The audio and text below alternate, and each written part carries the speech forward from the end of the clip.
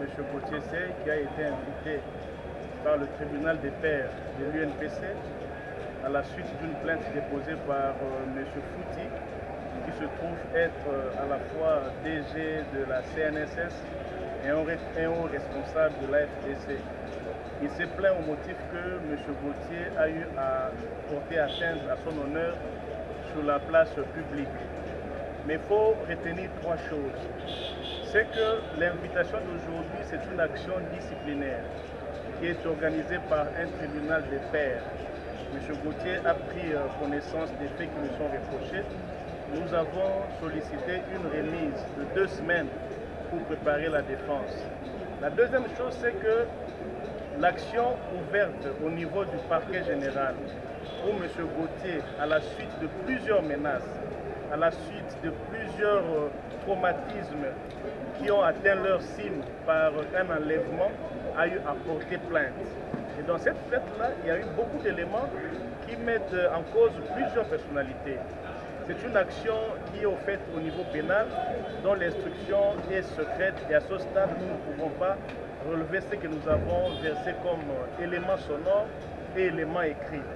La troisième chose, c'est qu'en matière pénale, là nous sommes au niveau du parquet général, il y a la liberté de la preuve.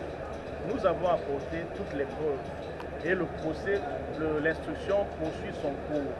Mais il y a une coïncidence qui nous tique un peu, une coïncidence qui peut même faciliter l'œuvre du parquet par cette plainte au niveau du tribunal des pairs. C'est vrai, on reproche à M. Gauthier des atteintes à l'honneur, mais qui remontent à plusieurs semaines, plusieurs mois. Pourquoi attendre lorsque M. Gauthier a été enlevé, un enlèvement qui a avorté, lorsque M. Gauthier est allé au niveau du parquet général pour qu'on vienne au niveau des pairs? C'est quand même une coïncidence qui nous laisse perplexes et la justice va inlassablement faire son travail pour que la lumière soit éclatée. Donc à ce stade ici, nous allons nous retrouver ici dans 2 semaines pour venir apporter les éléments de défense pour contrecarrer tous ces papiers libres qu'on a présentés à ce niveau ici. Na lingala, le lotoye na niveau ya Otobengi, tribunal de pairs, il y a des journalistes. Eza lingomba oyo esalamaka ete soki journaliste aza na mbeba bafunda ye wana.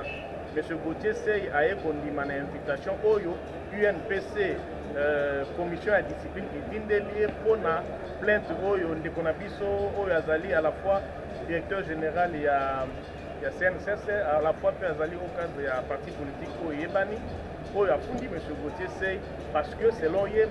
Gauthier Sey a mis la place publique par voie ya bamédia mayema atteindre na honneur na ye.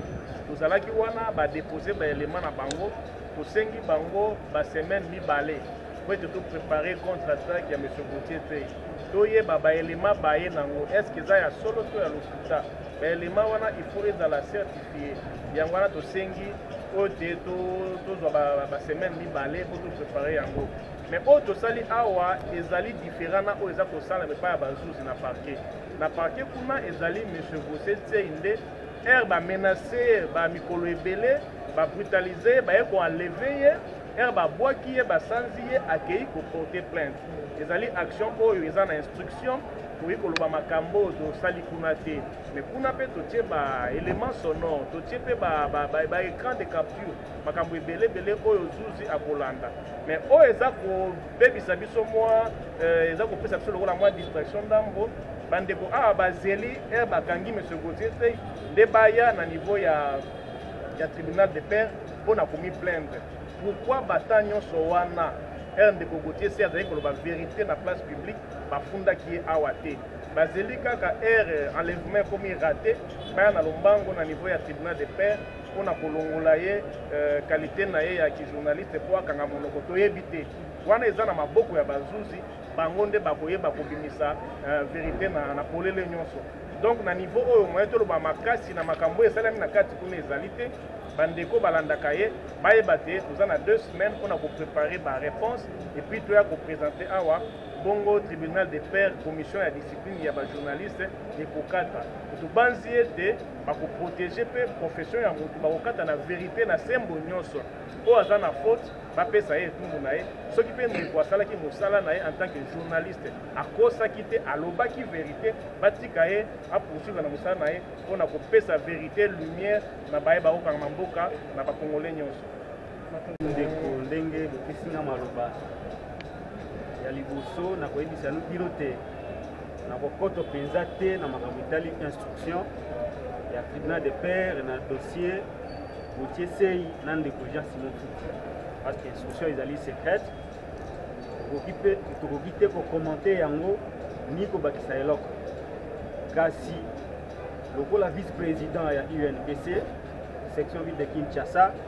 ntango nazalaka na ntango ya campagne électorale nalakaka bino te nakobanda koakompagne bino bisika banso ezala epai ya leta epai ya bazuzi oyo ya leta ezala epai ya bazuzi oyo ya biso oyo babengi tribunal de pairs kasi naye koakompagne ndeko Gauthier Sei lelo oyo aza kofaire face na ndeko mosusu Jean Simon Futi naza na message moko message ezali boye naza penza na inquiétude makasi otala lolenge corporation na biso ezali kokende journaliste aza beaucoup plus exposé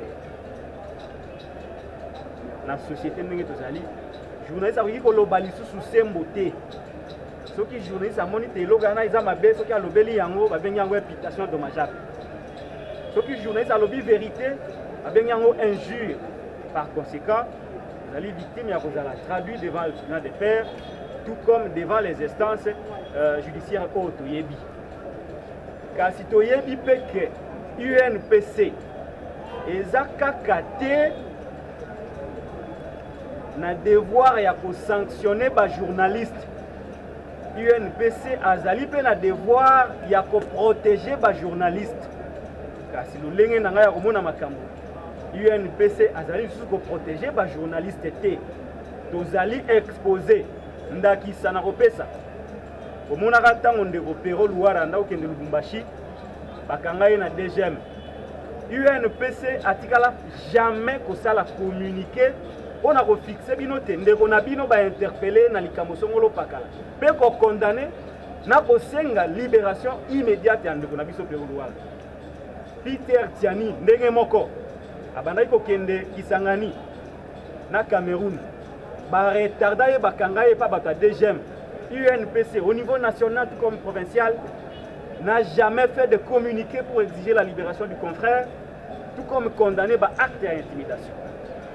Ngai moko na koloba na bino bakanga kangai na vice-président UNPC au niveau national tout comme au niveau provincial atikala jamais ko condamné ni ko senga libération na ngai na maye nyonso wana ba journaliste oyo bayebani po na ngai to ndenge moko kasi na ba journaliste oyo mususu bayebani makasi soki UNPC aza incapable ya communiquer tango bakangi Peter Tiani oyo ayebani bakangi Pero bakangi nga moko ba enlever ye batikala jamais osala communiquer bongo ba journaliste oyo bandeko na biso bilengo babandi musala sika bakosuka boni na monite leadership ya UNPC ezali faible makasi esenge na bino osala banso boluka leadership mususu oyo ekoki kokamba corporation soki botiki leadership ya UNPC na bayeba kokamba yango mikolo oyo corporation na biso ekokende na kokufa tokozala lisusu protege te omonaka batatiana osango bakenda na ANR oleba défendre ye balobaka te ye azali journaliste te basakrifia mwana esika wapi bosi bomona mwana ta asali mbeba bafundi yaka asali mbeba yo ke osanctionne mwana kaka na miso oyo ya bato bafundi ye bazongisaka mwana na ndako na ye après boye koteya ye kasi UNPC asalaka bongo te mpo na ngai leadership oyo ezali faible leadership oyo ezali leadership ekosunga biso te tozala presse oyo babengi 4e pouvoir avec le leadership actuel ya UNPC presse na biso ezokita mikolo maso ngai Patrick Lokala nasali déclaration oyo mpo nayebi te ntango mandat ekosila bokotuna nga te yo toponaka oyo eza elenge obundela biso kasi osala nini nde nayebisi bino te leadership ezali faible et dans les jours qui suivent je vais tirer toutes les conséquences de cette déclaration. J'ai dit et je vous remercie.